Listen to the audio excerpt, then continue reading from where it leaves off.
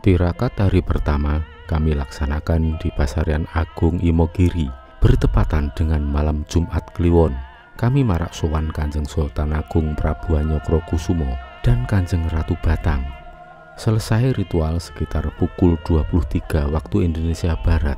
Kemudian kami melanjutkan perjalanan ke pantai Parangkusumo yang berjarak sekitar 30 km. Hingga menjelang dini hari, kami baru beranjak untuk pulang. Pada malam hari ini adalah malam tirakat hari kedua kami laksanakan di Pertapaan Kembang Lampir yang berada di Saptosari, Gunung Kidul, Yogyakarta.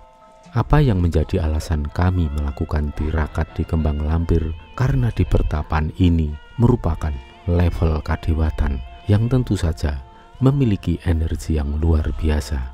Kadang suatu peristiwa atau bencana alam serta malapetaka politik merupakan suatu peristiwa yang harus terjadi. Tetapi bukan berarti kita hanya perlu membiarkan peristiwa itu terjadi dan membinasakan umat manusia. Tidak demikian, sedulur-sedulur.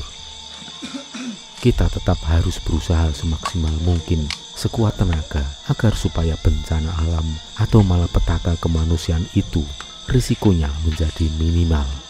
Saya paham adanya malapetaka politik yang sedang dan akan terjadi ini merupakan suatu mekanisme seleksi yang dilakukan oleh kekuatan alam untuk mengungkapkan dan menelanjangi siapa saja yang jahat dan siapa yang baik. Siapa yang benar-benar mencintai NKRI dan siapa yang pikirannya selalu ada udang di balik batu, menginginkan hancurnya Negara Kesatuan Republik Indonesia. Dengan demikian, warga masyarakat menjadi terbuka matanya untuk melihat yang mana yang layak dinilai sebagai sebuah kebenaran. Pada malam hari ini, ada dua peristiwa yang sangat istimewa yang dapat kami saksikan. Pertama, dalam perjalanan menjelang Pertapaan Kembang Lampir, kami diguyur hujan yang cukup deras, hingga sampai di pertapaan keadaan hujan ringan dan kami melakukan persiapan untuk semua ubo rambe yang akan kami siapkan sebagai bisungsong. Selesai kami menyiapkan bisungsong, kemudian tampak hujan tiba-tiba reda. Itu artinya kami diberi kesempatan untuk beranjak naik ke pertapaan tanpa harus diguyur hujan lebat. Kami naik ke pertapaan pada pukul 11 malam.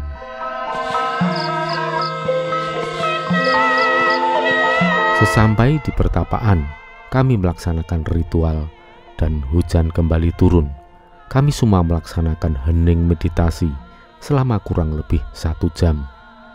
Setelah meditasi, kami memohon kepada para leluhur, kepada para wahyu yang ada bersemayam di Pertapaan Kembang Lampir, sekaligus kami mohon kekuatan agar supaya Negara Kesatuan Republik Indonesia ini selalu dijaga dari segala macam malapetaka yang berasal dari alam maupun yang dilakukan oleh ulah orang-orang yang menginginkan kehancuran NKRI. Tidak lupa kami mohon doa restu dan dari para wahyu dan para leluhur agar supaya dalam kondisi apapun kami selalu mendapatkan keberuntungan dan keselamatan dan menjadi pribadi-pribadi yang makmur lahir batin serta pribadi-pribadi yang merdeka lahir batinnya. Ujian COVID kagem ingkang mongkoni pertapan ing mriki sedaya kalepatan sedaya kekirangan anggenipun sami marak sowan tasah nyuwun. Muga kaping kalipun Bapak Sabda Langit hubungan anggenipun sami marak sowan dipun dherekaken dhateng putra-putra bekti kunjuk dhateng resanipun Ki Ageng Pemanahan Penembahan Senopati Ki Juru Merentani utawi Ki Ageng Eyang kang wayah anggenipun sami marak sowan ing boten salah namun tambahing pangestu sedaya keluarganipun piyambak-piyambak ingkang sami marak sowan sageta pikantuk berkahipun pepundhene mriki ayo mayem tata titi tentrem kalih suruh beda mboten manggih halangan setunggal menapa tumbak kaping kalihipun dumah dhateng putra-putranipun ingkang sami marak sowan ing mriki mugi-mugi sageta sami kagungan wahyu ingkang lenggah wonten ketapaning mriki inggih menika wahyuning kautaman, wahyuning kawibawan, wahyuning kamulyan. Sinebat wahyu kembang semampir utawi wahyu gagate.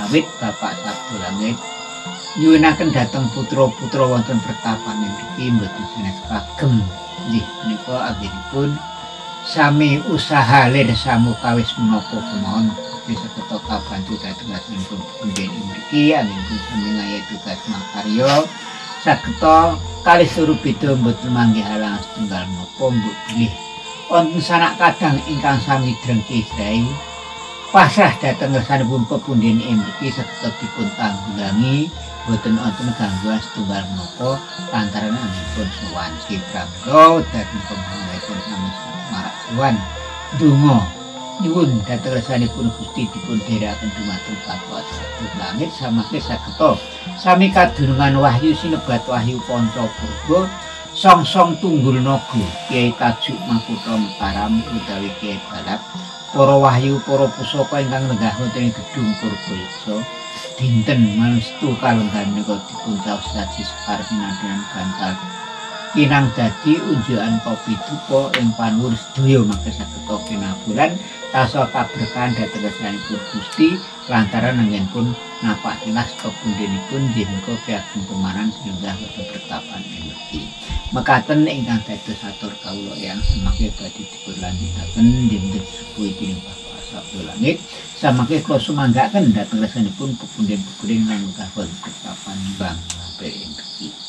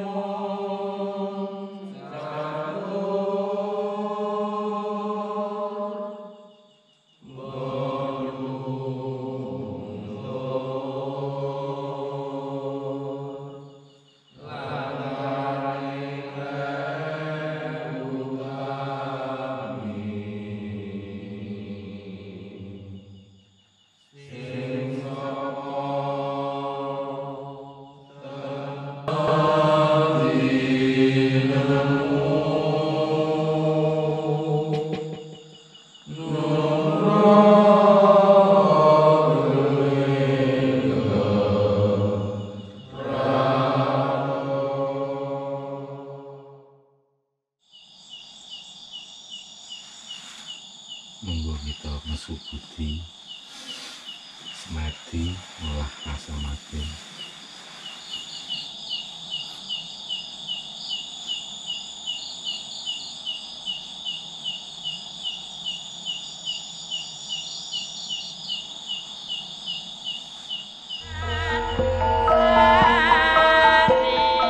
Pada saat kami melaksanakan meditasi, kami melihat sesuatu yang tidak seperti biasa kami lihat.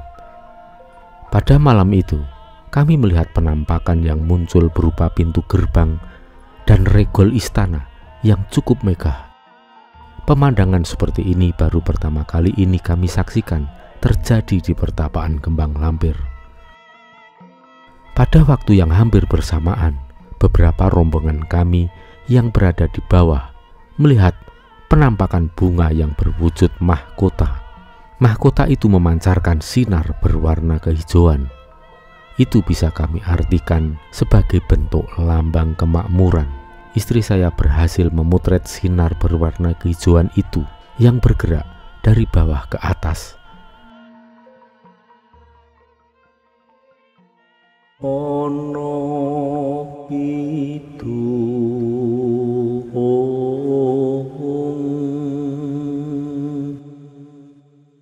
rumaksa ing wengi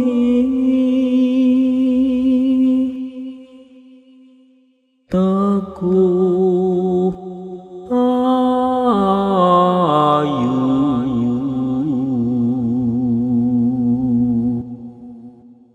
luput ing lara luput topi lahi kabeh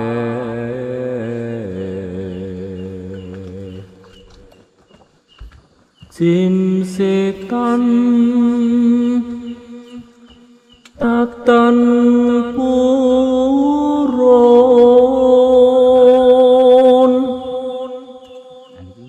pano luhan tanono wani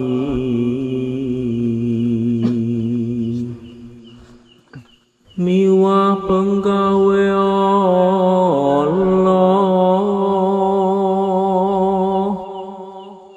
gunaning wong luput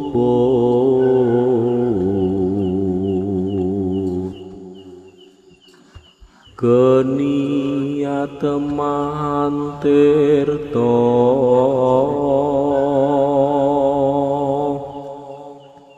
maling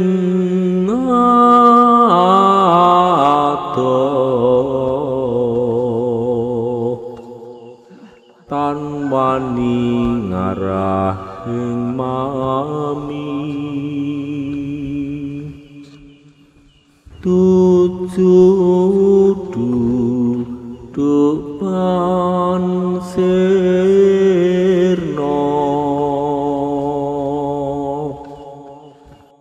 Setelah selesai kami memohon doa kepada Tuhan dengan lantaran pada para leluhur dan para wahyu, hujan ringan sesaat kemudian berhenti, dan itu kami artikan untuk memberi kesempatan pada rombongan kami kembali turun dan diperbolehkan untuk pulang.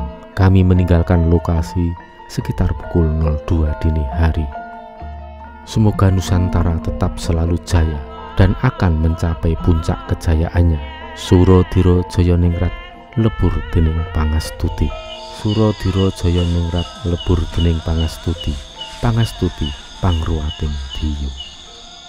Nusantara atemahan jaya.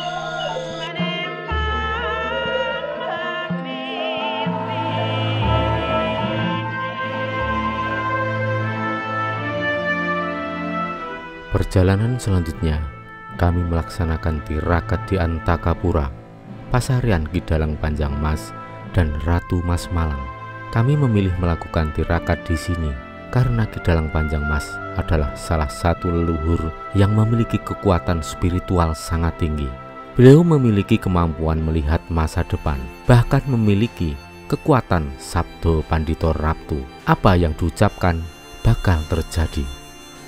Pada tahun 2014 lalu, saat kami menanggap pagelaran wayang kulit Ki Seno Nugroho dengan lakon Satrio Piningit Pambukaning Gapuro, Ki Dalang Panjang Mas menyampaikan pesan bahwa sebentar lagi Nusantara akan melewati fase bersih-bersih diri. Analoginya sama seperti saat kita menguras bak mandi, artinya semua yang kotor akan dipaksa keluar dari sarangnya. Tujuannya untuk mendewasakan rakyat Indonesia agar pandai membedakan mana jalan hidup yang baik dan sesuai untuk kehidupan berbangsa, bernegara, serta mampu menilai mana yang jahat dan mana kotor, sekalipun ditutup rapat dengan simbol-simbol kesucian. Maka mulai tahun 2015 dan mungkin hingga 2024 nanti akan muncul berbagai manuver politik yang kotor. Namun segera setelah itu, kekuatan alam akan membongkar siapa saja aktor intelektual di balik aksi politik kotor itu. Kekuatan alam akan menunjukkan siapa sesungguhnya si penjahat kotor, licik dan munafik. Siapa pula orang yang benar-benar menjadi satrianing nagari, sehingga rakyat tidak salah menentukan pilihannya. Jalan mana yang harus ditempuh? Itu suatu syarat yang mutlak agar kelak Nusantara dapat benar-benar mencapai kejayaannya. Mangkurat Agung. Di mana ada sendang, di sampingnya pasti ada pohon yang besar. Akibatnya apa? Dipikul sendiri. Padahal ini batu hitam ini. Tetapi untuk binatang atau hewan kesayangan beliau ya ini ketek atau monyet ya. Jadi logikanya kalau di sini ada air, harusnya kan air ini bersumber dari resapan air yang berada di kandungan tanah yang lebih tinggi. Tetapi nyatanya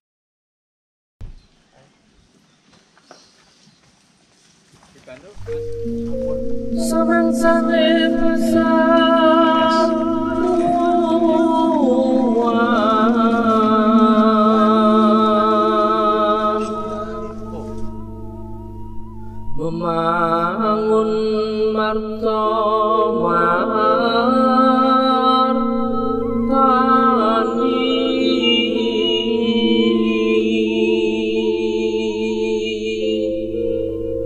sinabi ing saben mangsa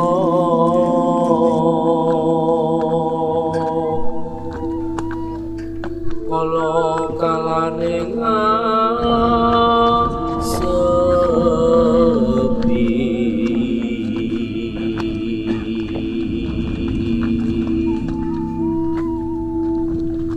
lelono teki gayung-gayungane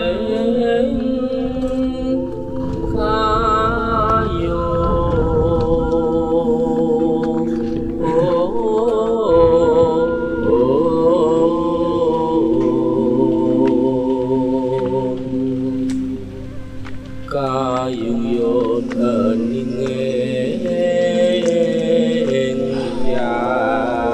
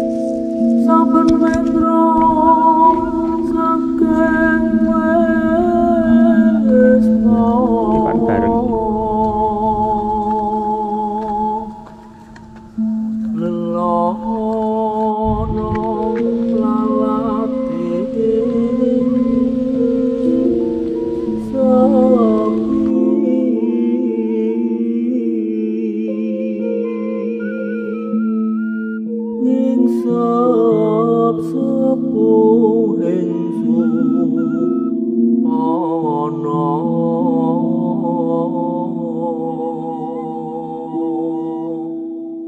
mrih pono pranawang kapti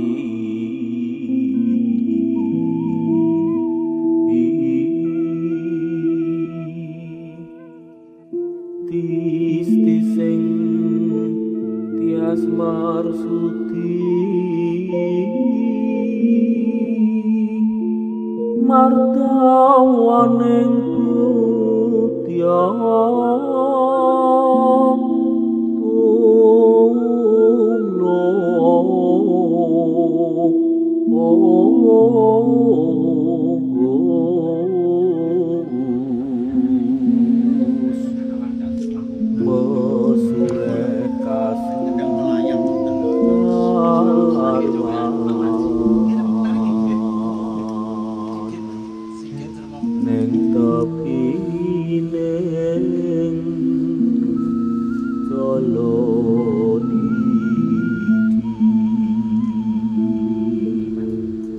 sruning brata kataman wahyu tiat mika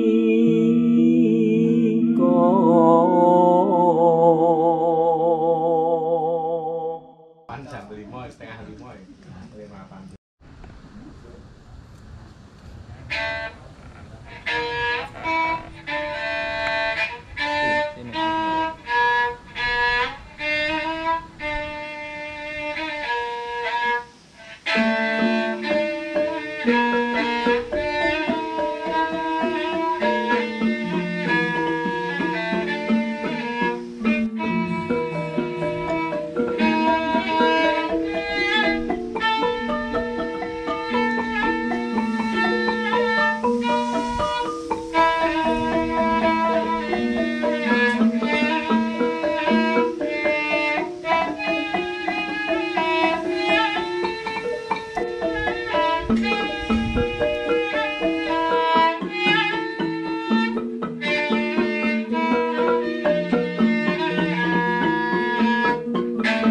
Ini tirakat hari kedua melanjutkan tadi malam di Pertapaan Kembang Lampir dan hari sebelumnya di Mogiri dan di Parangkusumo, sebagaimana yang didhawuhkan oleh beberapa leluhur agung karena suatu keadaan yang darurat, dan tentunya untuk kita sendiri kita mohon untuk kemakmuran, untuk kesejahteraan bagi kita sendiri, terutama untuk bangsa dan negara ini. Dan nanti malam akan kita lanjutkan menuju ke Astana Girilayu hingga besok. Kita berada di sini di Pasarian Kanjeng Ratu Mas Malang dan Eyang Dalang Ki Panjang Mas.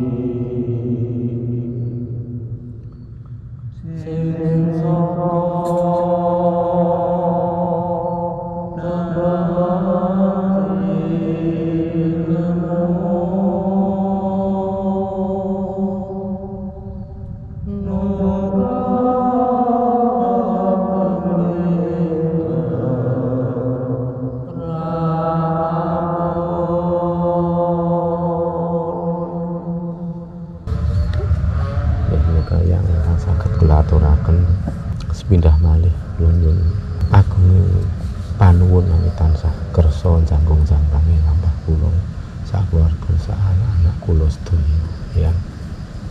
Mugi kemakmuran tansah dumawah wonten ing kula sakeluarga lumuntur ing sedaya anak kula. Mugi ngusulan bangsa menika mugi tansah pinaringan ayem-ayem tata titi tentrem kerta raharja manggih nusantara manggih jaya binangun suradira jaya ningrat lebur dening pangestuti. Mugi tansah pinaringan rahayu wilujeng sedayanipun.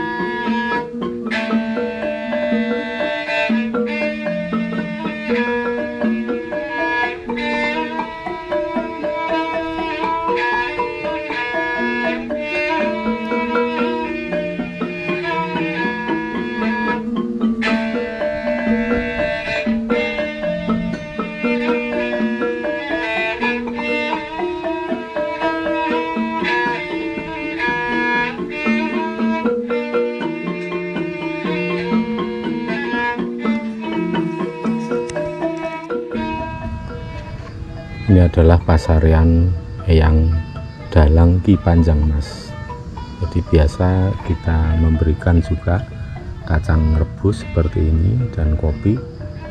Untuk kacang rebus ini bukan request atau permintaan untuk didar Eyang Dalang Panjangmas, tetapi untuk binatang atau hewan kesayangan beliau, yakni ketek atau monyet ya. Jadi ini dulu beliau yang request, tapi bukan untuk didar sendiri, tapi untuk binatang atau hewan kesayangan beliau.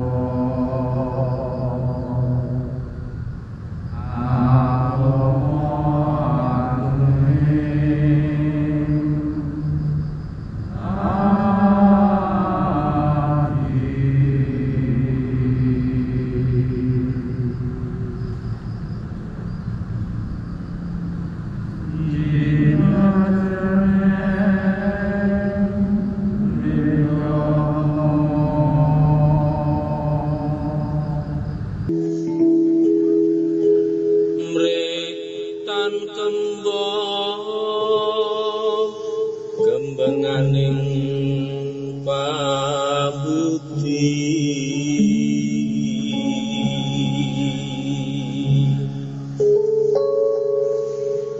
mongko natyan tuwa pikun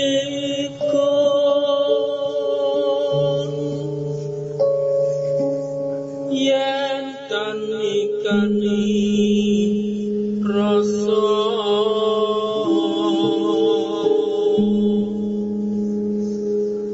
yakti sepi asepolir sepak samun samangsane pasamuwan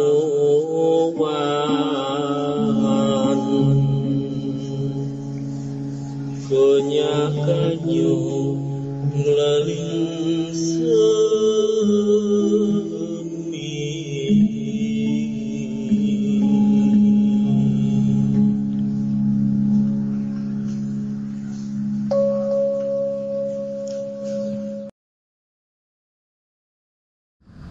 Ini adalah pasarian dari Dapo Awang, yaitu guru spiritual dari Gusti Amangkurat Agung. Tapi karena beliau membela Eyang Dalang Panjangmas dan Ratu Malang, kenapa harus dibunuh, maka beliau juga ikut dibunuh sekalian oleh Amangkurat Agung. Saya tunjukkan lagi, para pemirsa, saya tunjukkan lagi. Ini adalah pasarian dari Pangeran Sentani. Untuk dalam sewu Eyang Pangeran Sentani dalam ingkang marak suwan kula sabdo langit. Ini juga adalah beliau membela Dalang Panjang Mas dan Kanjeng Ratu Malang, tapi pada akhirnya juga dibunuh sekalian oleh Amangkurat Agung. Kita akan nyekar dulu di Sendang Moyo, sedulur-sedulur, dan ke Watu Jonggol.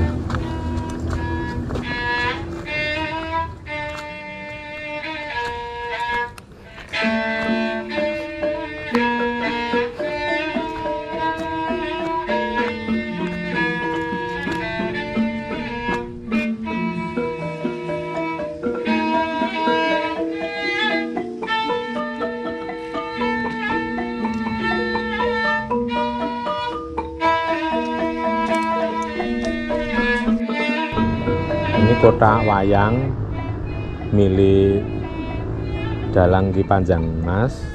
Ini dulu kalau wayangan dan pentas itu ya dipikul sendiri.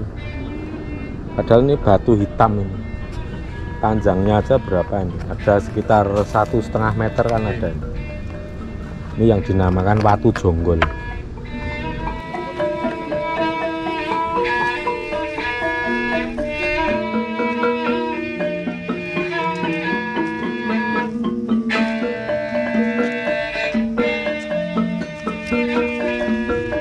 Tadi sendang yang di luar itu kan kering ya.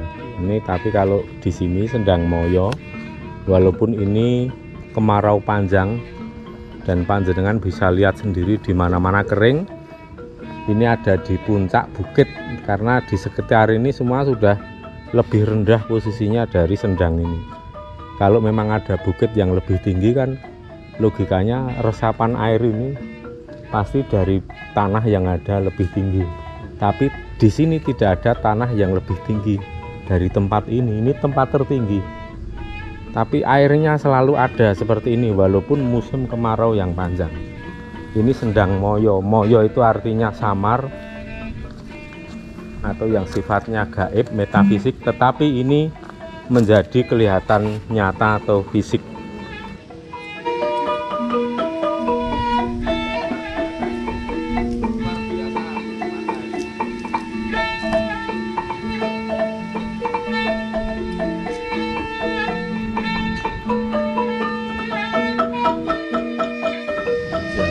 Ya, ini saya jelaskan, ini adalah Sendang Moyo.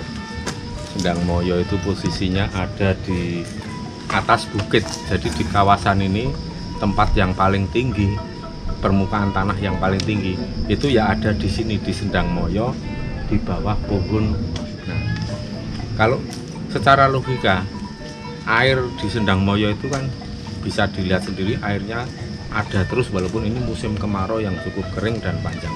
Ini sudah bulan Oktober akhir, tapi airnya masih seperti itu.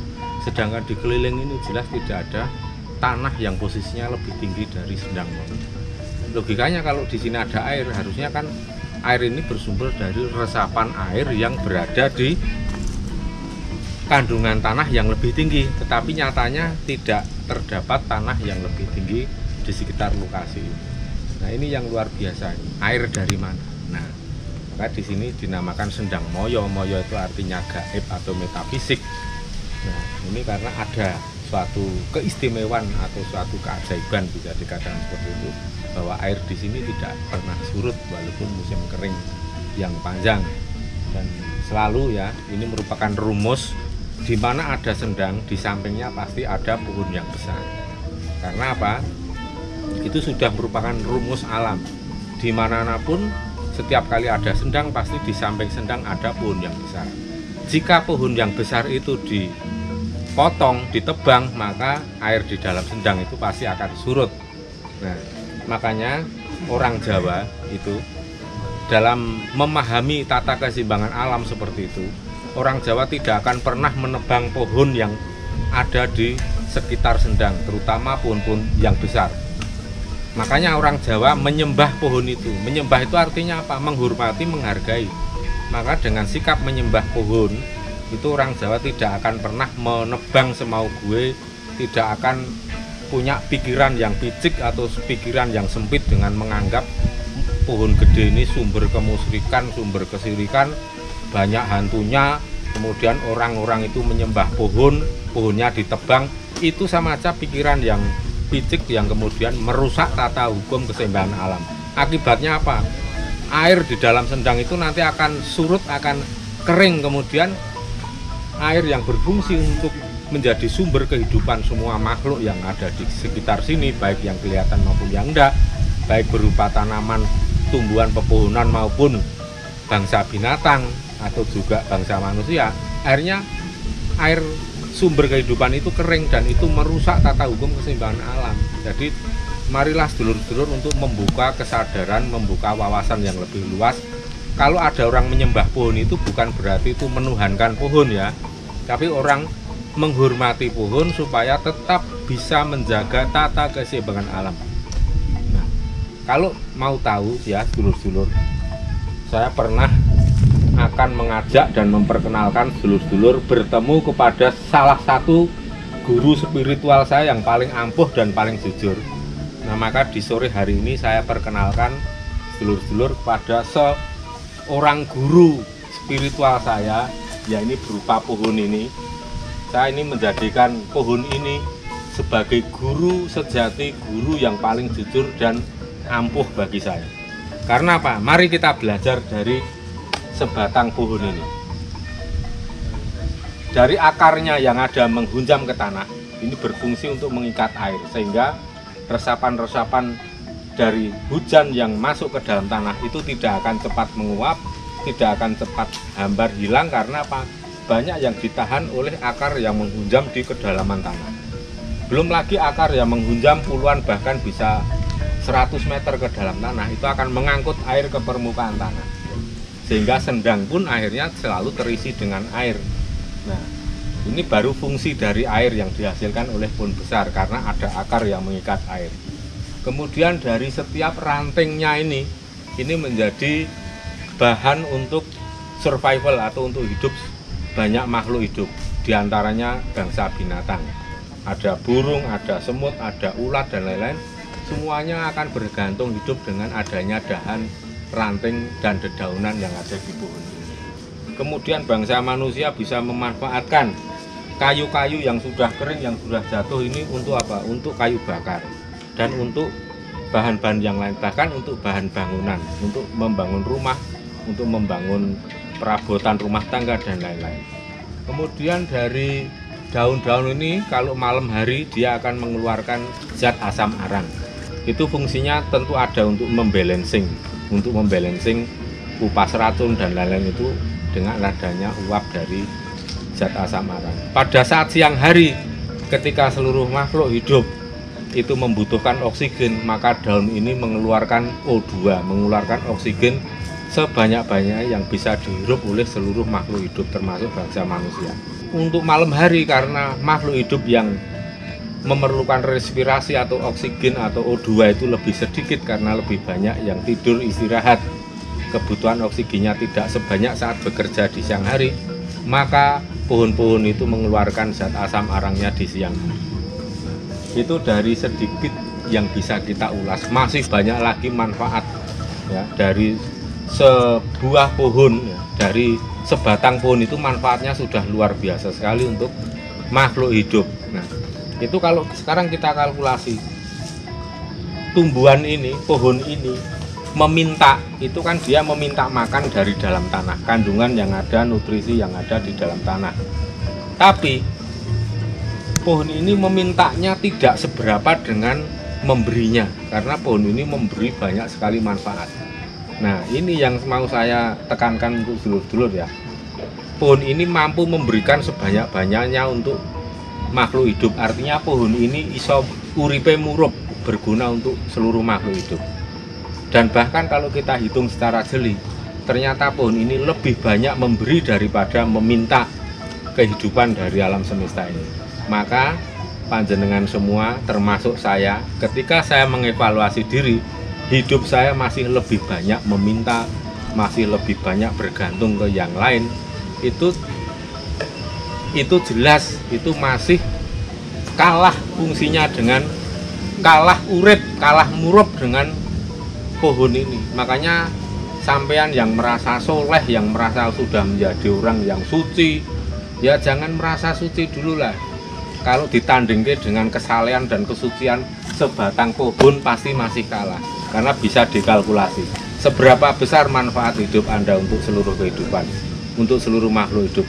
Dan kita lihat seberapa banyak pohon ini memberi kehidupan dan meminta kehidupan hanya sedikit pada alam semesta, tapi fungsinya untuk memberikan kehidupan luar biasa. Makanya sejak lama batang-batang pohon yang besar itulah guru yang paling jujur atau guru yang sejati.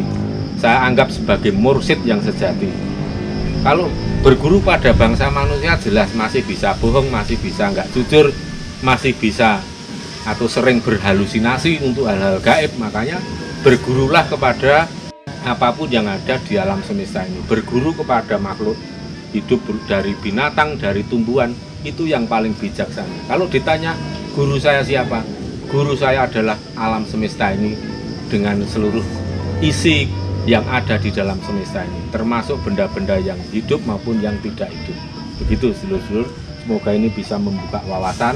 Jangan biasakan berpikiran fanatik, jangan berpikiran konyol.